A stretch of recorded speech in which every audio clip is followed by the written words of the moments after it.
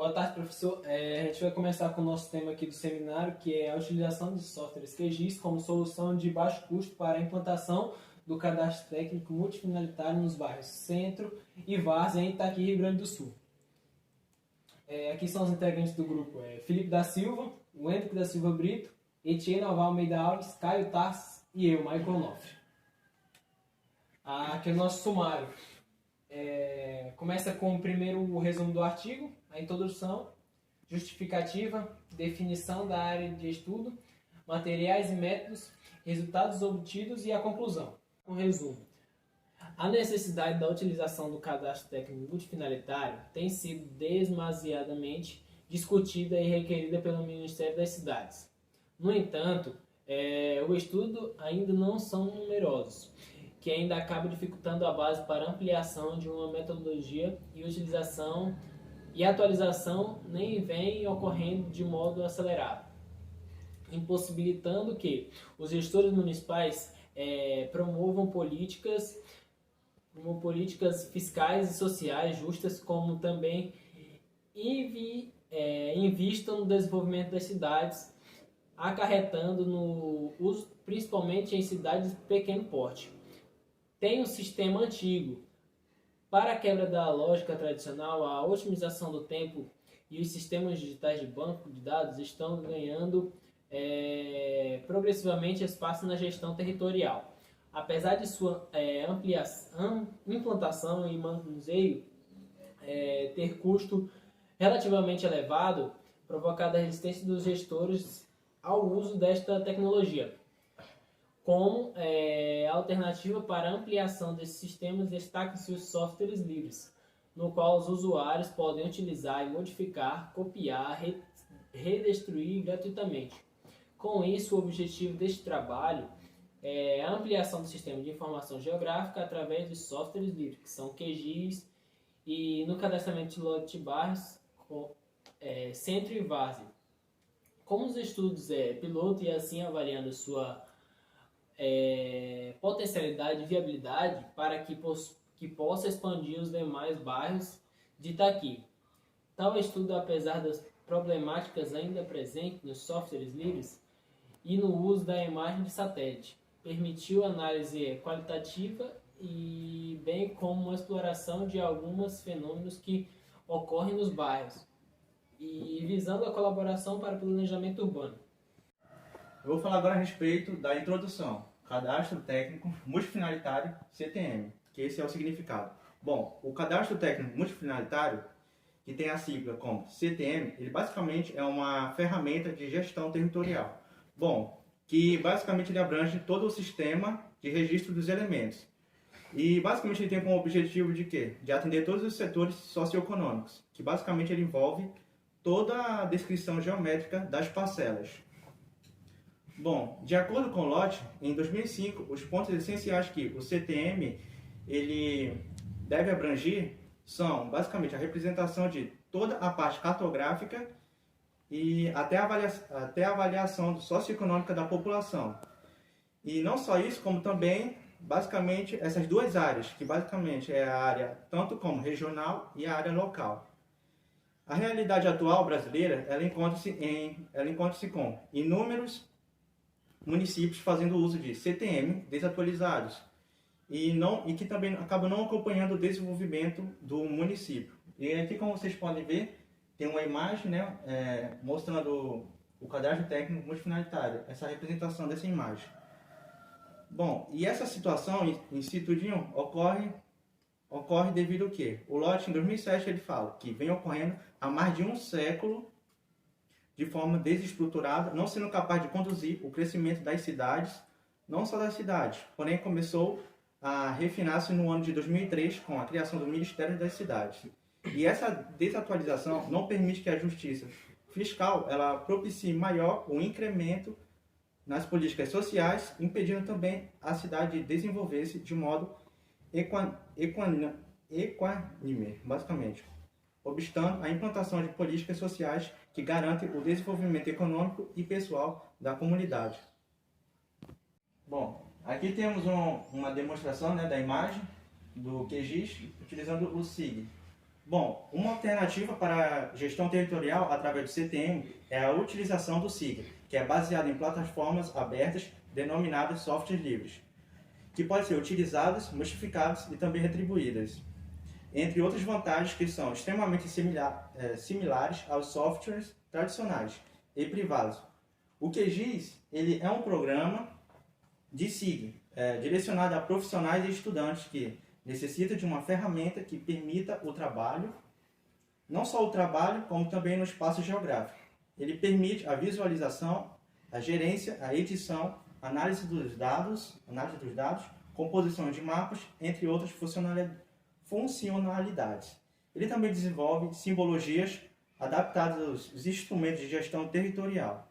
Não só isso também, como gestão territorial brasileira, ele divulga e proporciona o uso de informações geográficas abertas, que temos como modelos digitais de terreno, imagem de satélites, cartografias e projetos nacionais, e etc., desenvolvendo e compartilhando modelos de processamento de QGIS. Bom, professor, eu fiquei responsável por falar um pouco da justificativa do nosso artigo, porque o nosso artigo trabalha com esse CTM e o presente trabalho, o atual trabalho, justifica-se pela importância da atualização e modernização da atual gestão territorial. Que essa gestão, ela possibilita que o município disponha, ou seja, está sempre de acordo com o CTM. O CTM condizente, um CTM de acordo. Ou seja, o que seria esse CTM? O CTM é o Cadastro Territorial Multifinalitário. E o que seria esse CTM? Eu irei ressaltar um pouco, assim como foi ressaltado pelo colega anterior, né? O CTM é uma importante ferramenta que pode ser utilizada para o planejamento e a gestão territorial, que visem o desenvolvimento socioespacial de núcleos urbanos de pequeno e grande porte, né? E o CTM ele está de acordo com a atual realidade da cidade mediante a mudança no cenário urbano, pois a cada ano o cenário urbano ele muda, tanto com as transformações naturais, de crescimento de árvores, implantações, coisas que as pessoas plantam, semeiam, ou as novas construções, né, de engenharias civis, construções de casa, prédio. Então todo ano sempre tem uma mudança no cenário urbano. O CTM ele é muito eficaz, pois através da captação de profissionalizantes em softwares, os softwares livres, gratuitos, como o QGIS, que é o que o nosso trabalho apresenta, são esses softwares que eles são utilizados para esse trabalho, né, dessa observação de que todo ano tem essas mudanças. Então, essa é uma das justificativas do nosso artigo. Bom, professor, dando continuidade no trabalho, eu irei falar um pouco sobre uma área que foi utilizada como estudo. Uma área de uma cidade, um bairro, dois bairros, na verdade, dessa cidade que foi utilizada pelo CTM. No município de Itaqui, no estado do Rio Grande do Sul. É uma cidade que ela já foi desmembrada de outro município, o município de São Borja. Foi fundada em 1858 e está situada às margens do rio Uruguaio, entre a fronteira do Brasil com a Argentina, na região oeste do estado. Sua estimativa lá em 2016 é de 39.049 habitantes, em uma área territorial de 3.046,606 km², uma área relativamente boa e grande, segundo o dado do IBGE de 2010. Dois dados que já têm um certo tempo, né, relativo ao ano de 2020, né? Já pode ter mudado o número de habitantes, pode ter caído ou descido, né? Mas os dois bairros situados é o bairro da área urbana, que é o centro, e a várzea, que foram usados como objeto de estudo devido à caracterização do polo comercial e residencial facilmente atingido pelas enchentes, né? Esses dois bairros tiveram uma centralização, tiveram maior índice de enchente. Então foi muito bem utilizado pelo CTM como área de estudo, né? Que foi uma grande enchente naquelas duas regiões. Segundo a figura demonstrada aí, tem um pouco, podemos observar as duas localizações. Essa parte de laranja mais escuro é a parte do centro e essa laranja mais clara é a várzea. Então, vocês podem ver as duas áreas da cidade onde teve mais enchente naquela época, naquele dado. Então, foi uma área de estudo muito bem usada pelo CTM, através do software QGIS. Bom, meu nome é Etier e eu fiquei com materiais e métodos. Como vocês podem ver nessa imagem, ela foi baixada pelo satélite Worldview 3 e essa imagem também foi, para a sua elaboração, foi utilizado mapas da prefeitura de Itaqui esses mapas cedidos pela prefeitura, eles são os mapas das quadras de cada bairro, tanto do centro quanto de várzeas. Com a junção desses mapas e esse mapa especificamente baixado do satélite Worldview 3, foi feita a junção de todos os mapas e foi elaborado esse mapa e foi aberto no QGIS como raster. Bom, pessoal, a respeito da tabela de atributos, ela, para começar, é uma ferramenta utilizada no software QGIS, independente das versões, e ela é utilizada basicamente para agrupar informações coletadas tanto em campo, tanto informações coletadas via internet, né? Você pode colocar as informações coletadas no campo, ou então colocar as informações tiradas de algum site, ou então informações que você queira agrupar em si. Bom, no caso do nosso trabalho, as informações agrupadas, ou seja, que eles queriam agrupar, são basicamente a rua, na verdade a matrícula, a rua, o setor, as quadras de cada bairro, dos dois bairros, claro, a área do lote, a área constante, o bairro em si, a localização e a pavimentação. Esses requisitos foram, dentre outros, são os mais importantes nesse trabalho. Com esses requisitos, já tendo os dados desses requisitos, eles puderam agrupar na tabela de atributos e fazer estudos específicos sobre eles, como, por exemplo, saber quantas ruas tem, quantas matrículas tem, quantos bairros tem em cada... Na verdade, quantas quadras tem em cada bairro. Materiais e métodos, e vamos lá em categorização e classificação. Através da categorização e classificação das camadas vetoriais, pode-se fazer diversas análises dos lotes. Utilizou-se algumas variáveis empregadas por Lopes em 2015 na proposta de atualização da planta geométrica dos valores aprovada pela Lei Municipal número 4.194 em 2016, que estabeleceu metodologia de fórmula para cálculo do metro quadrado por face quadrada dos terrenos e de profundidade padrão urbanas e municipais constantes na planta genérica de valores, sendo elas alagável, pavimentação, localizar especial e PV 2015 e PV 2016. Agora vamos para a segunda. 2. A categorização da variável de pavimento na camada vetorial do eixo logradouro, que permite se identificar tipo de pavimentação de logradouro no qual estão situados os lotes, sendo assim uma ferramenta de suma importância na gestão territorial do município. As indicações das variáveis e respectivos coeficientes do segundo Hélio de 2010 estão dispostos na tabela 2, que é essa aqui, a variável 2, pavimentação de pedra irregular, que é a 1, e a sem pavimentação, que é a 0,5. Tabela 3, que é a variável localiza.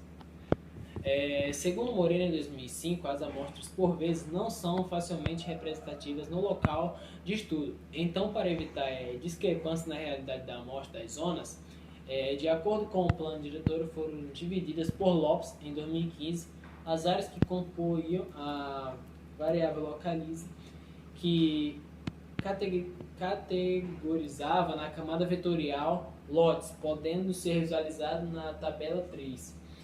A variável que são os termos, né? Variável, coeficiente de indicação, código e descrição.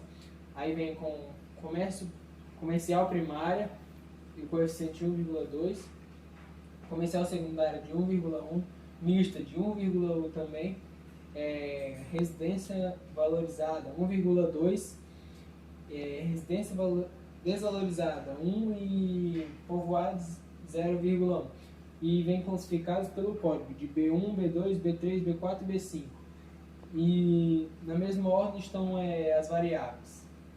Já na parte de resultados obtidos, como o Michael disse anteriormente, eles fizeram um monte de variáveis. E já nessa parte aqui, na primeira parte que eles fizeram, na primeira etapa, eles juntaram todas as variáveis para usar no QGIS. Que eles juntaram todos esses dados e colocaram no QGIS para fazer os mapas. Que são eles aqui, ó, que foi a matrícula, a rua, o setor, a quadra, a área do lote, a área construída e entre demais de cada lote. E a primeira variável que eles obtiveram foi a de enchente, que são os lotes que são suscetíveis a ter enchentes do decorrer do ano. Que aqui no mapa diz aqui, ó, o lote que está em roxo aqui, ele tem um alto risco de ter enchente. O que está em azul claro, ele tem um baixo médio. O que está em laranjado são os que tem baixo risco ou não tem nenhum risco. Aí, nesse estudo que foi feito, foi usar 2 bairros. O bairro Varese ele foi muito suscetível a alagamentos em diferentes níveis, só que todos os níveis estavam tendo um alto risco de alagamento. Aí, para minimizar isso aí, eles fizeram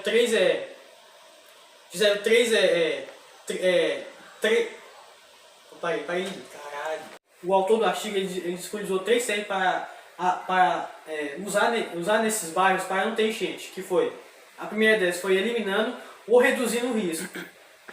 E a segunda foi evitar a formação de área de risco, que são retiradas das pessoas dessa área de risco e colocadas para uma área melhor. E a terceira foi conviver com os problemas, que são que nesse caso é a prefeitura ir ajeitando esses problemas com o decorrer dos anos. Já o bairro Centro, ele também é suscetível, só que não tanto quanto o bairro Várzea. Que o bairro Várzea ele já é muito elevado o risco, já no bairro Centro ele é um pouco mais moderado, é 50% por aí. A segunda variável foi a pavimentação dos logradouros, que são as ruas, que são o asfaltamento das ruas. Que já no mapa feito aqui que os lotes são representados na laranja aqui, que esses são os lotes. São devido às quadras. As ruas que não tem pavimentação, elas são descritas em vermelho, que são essas daqui. Só essas duas aqui. As ruas que tem a pavimentação de pedra regular ou irregular, são essas amarelas aqui, ó. E as que tem pavimentação asfáltica são as verdes, que são só as principais aqui desse bairro. No bairro Várzea, ele não teve nenhuma pavimentação asfáltica, sendo predominante a pavimentação irregular com pedra. E já o bairro Centro prevalece a pavimentação asfáltica, pelo fato desse bairro ter um caráter muito comercial, que lá tem muitos comércios lá.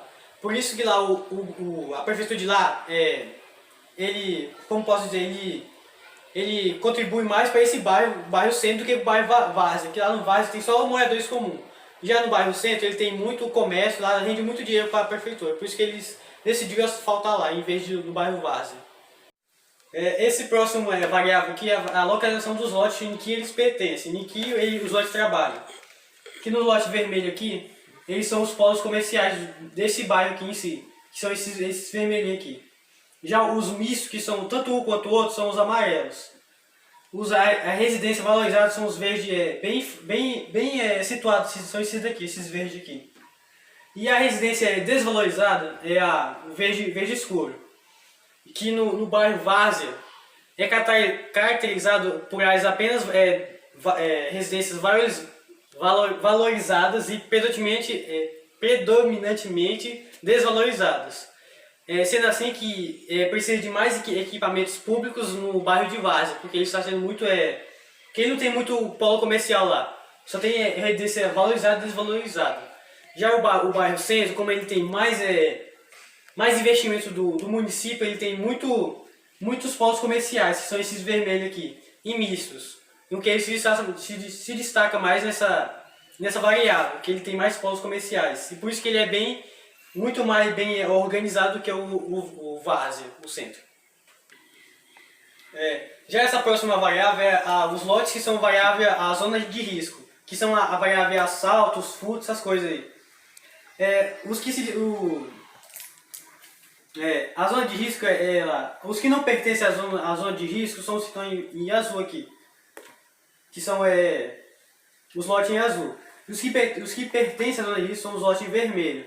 Tanto o bairro Várzea quanto o bairro Centro, eles pertencem a essa zona de risco aqui. Porque tem um presídio perto da redondeza lá, desses dois bairros tem um presídio.